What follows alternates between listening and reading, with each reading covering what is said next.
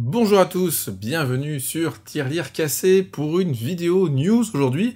Je vais parler de plein de choses, je vais aller le plus vite possible, mais vous me connaissez, je parle beaucoup, donc je vais faire au mieux.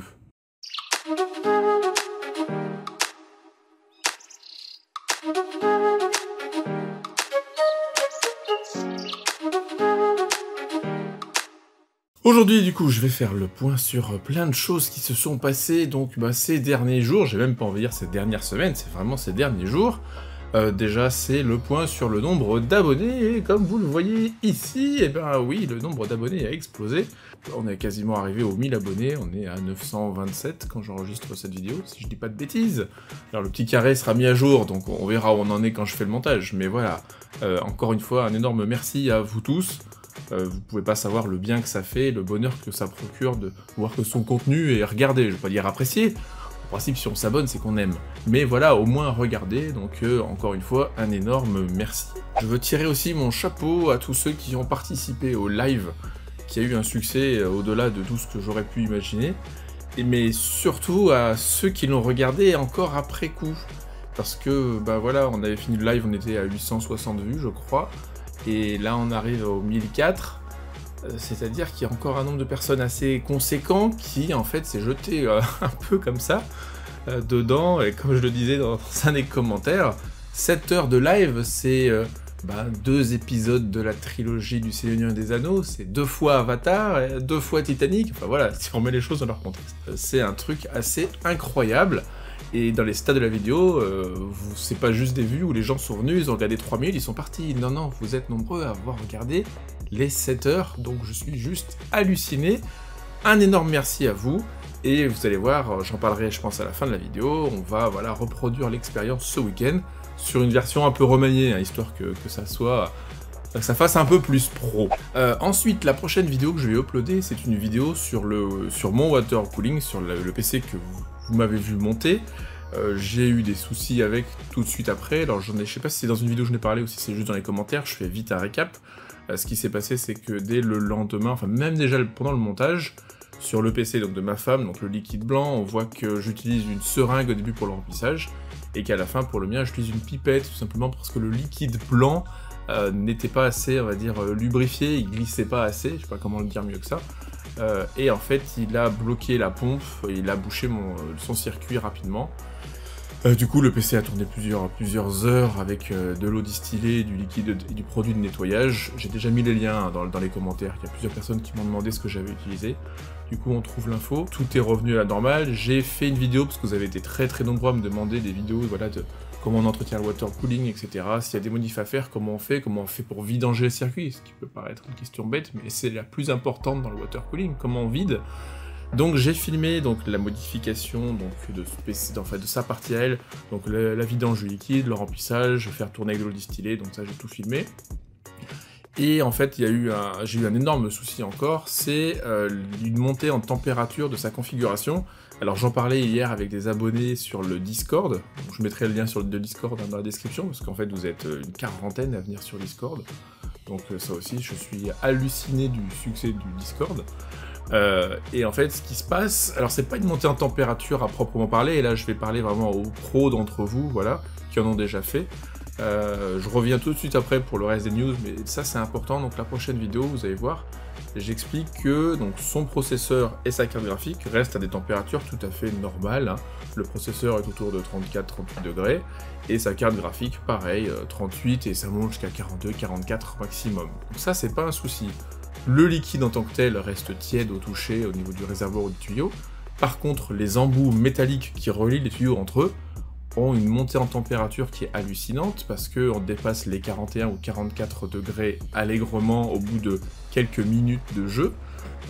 Et donc, vu que la température continue de monter de façon progressivement, au bout de peut-être 3 ou 4 heures de jeu, on va arriver à une température proche des 60 degrés, qui est la température à laquelle le PETG, c'est-à-dire la matière dont est faite les tuyaux de water cooling, commence à devenir molle et à se déformer, ce qui explique certainement ce qui s'était passé lorsque j'ai eu la fuite. La vidéo où je parle de fuite et je montre que le tuyau s'est déformé, je pense qu'en fait ce sont les embouts qui ont tellement chauffé que les tuyaux en fait sont devenus mous, se sont un peu rétractés à l'intérieur, et quand les tuyaux refroidissent, la forme reste et la fuite apparaît. Donc le problème devait déjà être existant, mais non détecté, et c'est vrai que là, je fais attention à tout, vu que le montage est neuf. Donc ce que j'ai fait, donc au niveau des ventilateurs, je pense que je ferai peut-être une vidéo aussi là-dessus sur le refroidissement par air, pour expliquer quels sont les positionnements optimaux. Alors ce qui s'est passé, c'est qu'aujourd'hui, donc les deux radiateurs de l'avant aspirent l'air de l'extérieur du boîtier vers l'intérieur. Ces radiateurs servent à refroidir ma configuration, donc l'air rentre frais, il sort tiède, parce que mes radiateurs sont toujours froids, ils sont même pas tièdes à la main, ils sont froids, donc l'air rentre un peu tiède. Il est expulsé par l'arrière par deux ventilateurs, c'est toujours comme ça, on met toujours les deux ventilateurs arrière en extraction d'air, on a une entrée à l'avant, une sortie à l'arrière, et normalement ce qu'on fait dans 99% des cas, c'est que les ventilateurs du haut servent aussi à faire sortir l'air chaud du boîtier. L'air chaud naturellement monte, du coup on utilise les ventilateurs ou les radiateurs du haut pour faire sortir la chaleur, sauf que le radiateur du haut, à la main, est très chaud, et l'air qui sort du boîtier par le haut, on le sent, est très chaud. Du coup, je me suis dit, je vais inverser le sens du radiateur du haut. C'est quelque chose qui se fait aussi, hein. On fait une entrée devant, une entrée par le haut, une sortie par l'arrière. Là où il y a des radiateurs, on fait rentrer l'air frais de l'extérieur, étant donné qu'il faut passer de l'air frais dans les ailettes du radiateur pour pouvoir avoir de l'air frais pour faire un échange de température optimum. Donc, j'ai fait cette modification, l'air maintenant rentre par le haut, et j'ai exactement le même problème. Faut savoir qu'en plus maintenant, je sens que l'air chaud stagne entre guillemets un petit peu au milieu du PC, ce qui n'était pas du tout le cas avant. Donc voilà, si vous avez des idées, là j'ai un peu besoin de vos lumières. J'ai malheureusement déjà vu plusieurs articles sur internet qui parlent de ce boîtier et de ce problème. Voilà, essentiellement sur Reddit, hein, comme d'habitude. Vous voyez, je suis un gros fan de Reddit, je trouve qu'aujourd'hui c'est vraiment une grosse source d'informations. Et a priori, c'est le design du boîtier, le fait que les ventilateurs en haut ne soient pas collés au haut du boîtier. En fait, ils réaspirent l'air qui est à l'intérieur du boîtier. En fait, ça ne fait que brasser l'air à l'intérieur. Et effectivement, lorsque je fais un test avec de la fumée, alors comment on fait un test de fumée? Bêtement, on prend une bougie, on l'allume, on souffle dessus, on met la bougie devant le boîtier, là où on veut voir le flux d'air. Et en général, on voit le flux d'air passer à l'intérieur. Et donc voilà, aujourd'hui, je suis un peu bloqué là-dessus. J'attends un thermomètre infrarouge pour vérifier encore mieux les températures, parce que j'utilise un thermomètre de toucher. Donc voilà, si vous avez des idées, je suis preneur, parce que là j'avoue que je ne comprends pas pourquoi les températures de carte graphique, processeur sont tout à fait normales, la température du liquide est tout à fait normale, mais son radiateur au toucher est chaud, et surtout tous les embouts métalliques sont, je vais pas dire brûlants au toucher, mais on n'est pas loin de ça. Ensuite, on continue sur le sujet qui vous passionne aujourd'hui, ce sont les cartes Nvidia, les RTX 3080, 3090 demain, et les 3070 dans un peu plus de 15 jours maintenant. Alors Nvidia a fait, je sais pas si vous l'avez vu, un très long communiqué sur la sortie catastrophique donc des 3080, ils ont fait un énorme mea culpa, ils ont expliqué ce qui s'était passé, que eux manuellement ont annulé une centaine de ventes, parce qu'ils se sont rendus compte que c'était des ventes frauduleuses. Ils ont aussi dit que pour la sortie de la 3090 et ensuite la future 3070, ils étaient prêts, qu'il allait y avoir un captcha, ça y est.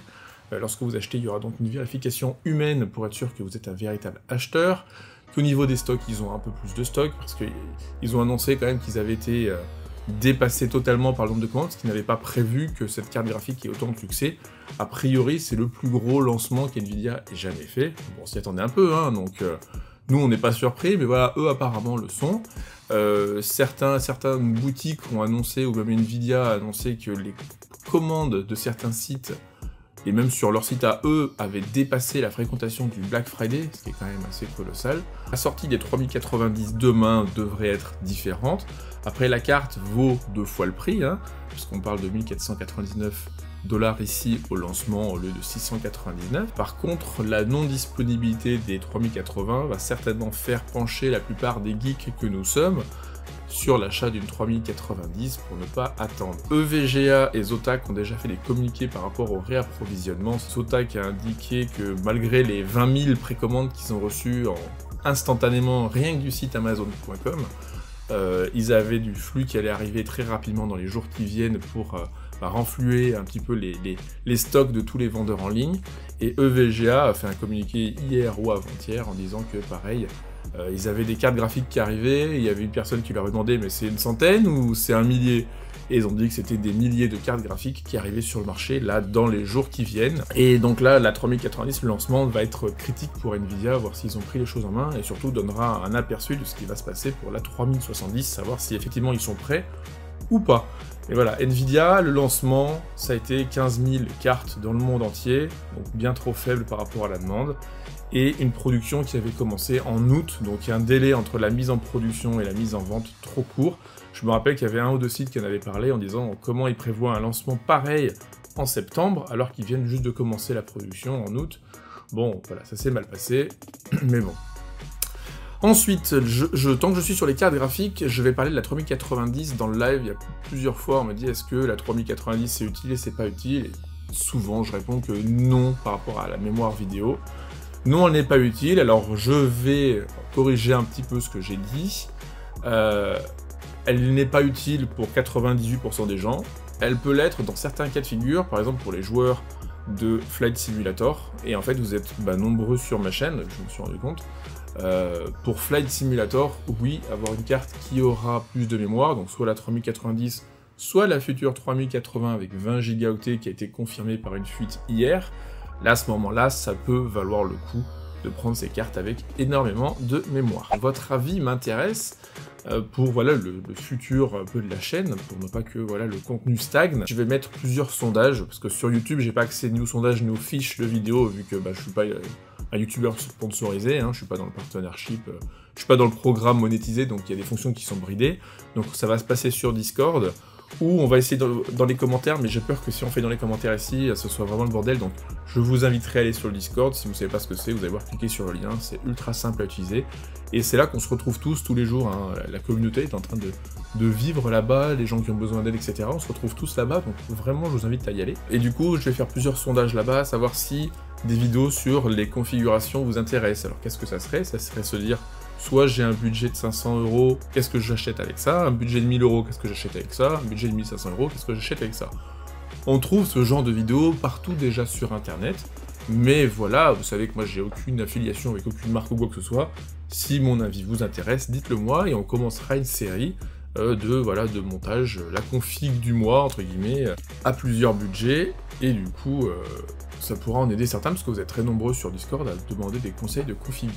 Dans le même esprit, pour les écrans, est-ce que, vu que j'ai regardé quasiment, je pense, tous les reviews d'écran du net pour acheter moi le mien, je sais à peu près à aujourd'hui, par rapport au budget, ce qui est intéressant. Je les ai pas eu entre les mains, hein, mais quand voilà, vous regardez plusieurs reviews de youtubeurs, on va dire, non sponsorisés et sérieux, il est quand même facile de se faire une idée, et quand on voit que sur les Reddit, il n'y a pas de défauts récurrents qui reviennent, ça peut être un choix assez facile. Et de la même manière, est-ce qu'une catégorie hors sujet, c'est quelque chose qui vous intéresse, où je vous emmène avec moi pour vous faire partager un peu la vie en Californie, sur le live ou après sur le Discord, pareil, plusieurs personnes m'ont demandé comment t'as fait pour partir, est-ce que la vie aux États-Unis est agréable, quels sont les plus, quels sont les moins, et qui, voilà, vous fait partager le quotidien d'un expatrié. Dites-moi si c'est un truc qui vous botte, ou si vous en avez rien à faire, et que on reste sur le côté geek, la tech, etc. Le live, il y a 3-4 personnes qui m'ont demandé quand est-ce qu'on en refait un. Bon, on va en refaire un ce week-end. Alors pareil, je vais faire un sondage sur Discord, ou là, répondez si vous voulez dans les commentaires. Dites-moi si vous préférez samedi ou dimanche, et dites-moi à quelle heure vous voulez qu'on commence. N'oubliez pas que j'ai 9 heures de décalage horaire par rapport à vous, il faut que vous enleviez 9 heures. S'il est 10 heures du matin chez vous, il est 1 heure du matin chez moi. Ce qui est tout à fait jouable, hein, du coup, parce que moi, 1 heure du matin, je dors pas. Mais voilà, dites-moi si vous préférez samedi ou dimanche, dites-moi quelle est la plage horaire qui vous va le mieux, et je prendrai, en fait, on regardera, et si, on va dire, il y a un peu une tendance qui se dégage, on fera ça pour ce week-end. Voilà, vous avez été plusieurs à me le demander, le live a bien fonctionné, on retente. Par contre, je ne vous garantis pas que ça va durer 7 heures. Ce qu'on fera aussi, c'est que j'irai beaucoup plus vite. Maintenant, j'ai l'habitude, hein, j'ai été complètement dépassé pour le premier live. Je pensais pas qu'on serait si nombreux et que j'aurais autant de questions. Hein. Comme je l'ai dit, je pensais que j'allais rester tout seul pendant 30 minutes et puis arrêter le live. Non, c'était très différent. Merci infiniment. Je suis le premier surpris. Là, pour ce deuxième live, on essaiera d'aller un peu plus vite. N'empêche qu'il y avait quand même que 30 minutes d'écart entre la question et la réponse, donc c'était à peu près correct. Mais voilà, là on essaiera d'aller un peu mieux, et avec votre participation, une plage de 15 minutes entre la question et la réponse, et ça serait cool. Je termine donc par... parce qu'on m'a demandé aussi... Alors, mes vidéos sur Call of Duty font beaucoup moins de vues, hein, évidemment, c'est vraiment là la niche de la niche, mais en fait ça m'amuse tellement de faire les montages que je vais continuer à les faire, parce que quand je les fais, pour dire, je ris tout seul devant mon écran, je ris comme un con, et donc je vais continuer à les faire. N'empêche que, pareil, vous êtes 3 ou 4, hein, c'est pas 50 000 personnes, c'est 3 ou 4, on m'a dit quand est-ce qu'il y a une vidéo live sur Call of Duty, vu qu'il y en avait eu une, et on avait bien rigolé, et puis en plus j'avais fini top 1, donc ça c'est sympa. La prochaine, ce que j'aimerais qu'on fasse, c'est qu'on fasse une vidéo en live, mais avec une escouade de 4, avec 3 abonnés. Voilà, alors certains d'entre vous jouent à Call of Duty, ils sont déjà dans le Discord avec moi, mais voilà, il me faut 3 joueurs Warzone. Pas multiplayer ou pas pillage, parce que là on va faire du Warzone. 3 joueurs avec moi, dans une plage horaire très très large, hein, ça on s'en fout, ça dépend de vous, vos disponibilités. Moi c'est très facile ici, il va y avoir des dispos. 3 abonnés, et on se fait un live ensemble qui sera après sur la chaîne diffusée. Donc si c'est un truc qui vous botte, pareil, dans le Discord, vous m'envoyez un petit message privé, ou dans la chaîne Call of Duty, vous mettez votre tag, et vous me dites voilà, moi je suis chaud. Je vais pas vous dire envoyez-moi votre ratio, pour être sûr qu'on se récupère pas des boulets et qu'on essaye de faire un top 1, ça on s'en fout, mais quand même. Mais voilà, donnez-moi votre identifiant, moi le mien il apparaît directement dans le forum de Call of Duty sur le Discord, en haut vous verrez il y a mon identifiant pour m'ajouter comme ami. Et on jouera je pense sur les serveurs français, parce que si je vous fais tout jouer sur les serveurs européens, américains, de toute façon le lag va être infernal, donc il vaut mieux que 3 Français jouent sur les serveurs français et que moi l'américain, je joue avec vous, même si moi j'ai un lag affreux et puis un temps de réponse un peu pourri, voilà, c'est vraiment pour le fun. N'hésitez pas à me dire si c'est un petit truc qui vous botte. Je remets dans la description en dessous, juste là, regardez, le lien pour le Discord. Je pense que j'ai fait le tour, cette vidéo doit durer une plombe, je suis désolé. Et voilà, je vous dis rendez-vous, donc là, ce soir ou demain pour la vidéo sur mon PC, sur le water cooling, pour laquelle j'attends toutes vos suggestions. Si c'est un cas de figure que vous avez déjà eu, faites-le moi savoir et dites-moi si vous avez résolu le problème. Et ensuite, samedi ou dimanche, pour un live de folie. Et voilà, on passe du bon temps ensemble. Merci infiniment pour tout votre soutien, pour tous vos messages. J'essaie de répondre à tout le monde. Vous êtes super nombreux maintenant, j'avoue que j'ai un peu de mal. Vous êtes adorables, merci. Il n'y a pas de rageux sur la chaîne, là. Il n'y a pas de gens qui viennent juste faire des commentaires désagréables ou inutiles. C'était moi, hein, sur Tirelire Cassé. Et je vous dis à ce week-end. Ciao.